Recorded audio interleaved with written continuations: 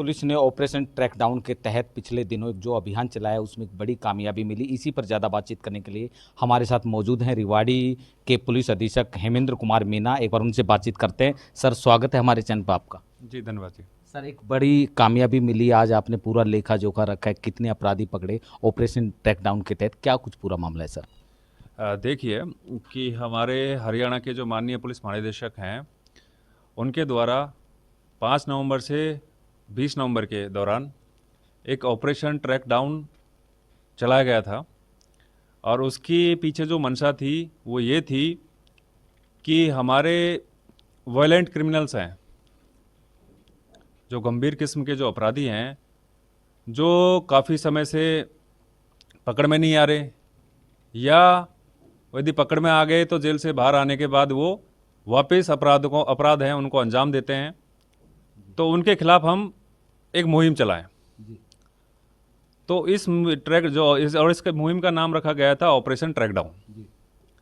तो इस मुहिम के दौरान पूरे हरियाणा में जितने भी हमारे एसएचओ हैं, डीएसपीज़ हैं, एसपीज़ हैं, क्राइम यूनिट्स हैं, सबके साथ उन्होंने मीटिंग करके सबको टारगेट्स दिए थे।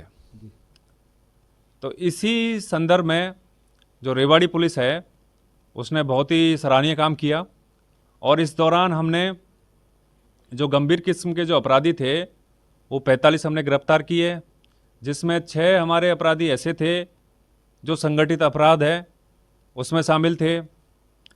इसके अतिरिक्त हमने 134 अन्य किस्म के अपराधी जो किसी न किसी अपराध में सम्मिलित थे उनको गिरफ्तार करके हमने सलाखों के पीछे भेजने का काम किया है। सर, एक आजकल जो डीजीपी सर की तरफ से चिट्ठियां आ रही हैं, एक मैसेज देने का काम किया जा रहा है, पुलिस की छवि को आम जनता के एक सकारात्मक छवि के रूप में पहुंचाने का प्रयास किया जा रहा है, क्या कुछ कहना चाहेंगे सर? देखिए, हमारे जो डीजीपी साहब हैं उनका जो मैसेज है वो बहुत ही स्पष्ट और बहुत ही क्लियर है, सटीक है कि हमारी जो पुलिस है उसका रवैया हमें थोड़ा बदलने की ज़रूरत है और हमें पुलिस को आम जन फ्रेंडली बनाने की ज़रूरत है।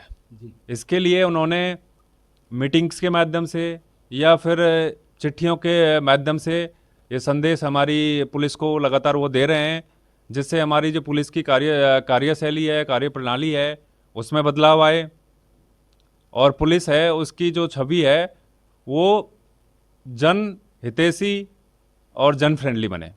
सर, एक सर्दी के मौसम ने जल्दी दस्तक दे दी है, क्या कुछ पुलिस एडवाइजरी जारी होने वाली है? क्योंकि सर्दी के मौसम के साथ फॉग भी आएगा और तरह तरह की चीज़ें रहेंगी, उसको लेकर के पुलिस की क्या कुछ तैयारी है सर? देखिए, ये एडवाइजरी समय समय पर हमारी लोकल प्रशासन के माध्यम से या राज्य प्रशासन के माध्यम से या राज्य के आदेशों के माध्यम से जारी होती रही हैं। अभी भी हमारी कुछ एडवाइजरी आई हैं जिसमें जैसे सर्दी के दौरान फॉग की समस्या रहेगी और रेवाड़ी की यदि हम बात करें तो हमारे यहाँ पर 3 नेशनल हाईवे हैं वो निकलते हैं जी। तो इस दौरान फॉग के माध्यम में क्योंकि दुर्घटनाओं की संभावना बढ़ जाती है, तो ऐसे में हमने ट्रैफिक पुलिस है उसकी मीटिंग लेके उनको भी हिदायत दे दी हैं कि ज़्यादा से ज़्यादा वाहन है उन पर रिफ्लेक्टिव टेप्स हैं वो लगवाएं और जो हमारे सड़क है, हाईवे है, उसके किनारे जो ढाबे होते हैं या फिर कोई रेस्टोरेंट्स होते हैं वहाँ पर अवैध तरीके से बिना पार्किंग के कोई वाहन खड़े ना करें, जिससे किसी प्रकार की कोई दुर्घटना है वो ना हो सके। तो इस प्रकार की हमने एडवाइजरी हमारी ट्रैफिक पुलिस को और हमारी थाने चौकियाँ उनको सबको दे रखी हैं, जिससे ज़्यादा से ज़्यादा लोगों को जागरूक करें। रात में यदि हम नाके भी लगाते हैं तो उसमें भी हमने क्या रिफ्लेक्टिव टेप्स हैं वो लगाएं, जो हमारी जो ब्लिंकर लाइट्स हैं वो लगाएं, जिससे लोगों को अंदेशा रहे कि यहाँ पर किसी प्रकार की पुलिस खड़ी हुई है या फिर कोई नाका लगा हुआ है, जिससे कोहरे की स्थिति में किसी प्रकार की कोई दुर्घटना ना हो सके। साथ में हमने हमारे मुलाजिमों की सेफ्टी के लिए उनको भी हिदायत दे रखी है कि वो अपनी रिफ्लेक्टिव जैकेट्स पहने, ब्लिंकर्स लाइट्स अपने हाथ में लें, जिससे सामने वाले को ये अंदेशा रहे कि यहाँ पर कोई आदमी खड़ा हुआ है या कोई वस्तु रखी हुई है, जिससे किसी प्रकार की कोई दुर्घटना ना हो सके।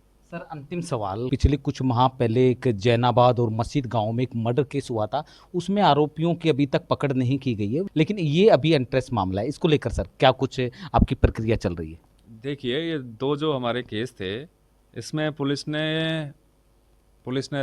हमारे थाने चौकी हैं, साथ में हमारी जो क्राइम यूनिट्स है उन्होंने बहुत प्रयास किए और उसमें हमें इस दिशा में हमने अभी भी काम कर रहे हैं, एसआईटी भी बना रखी है।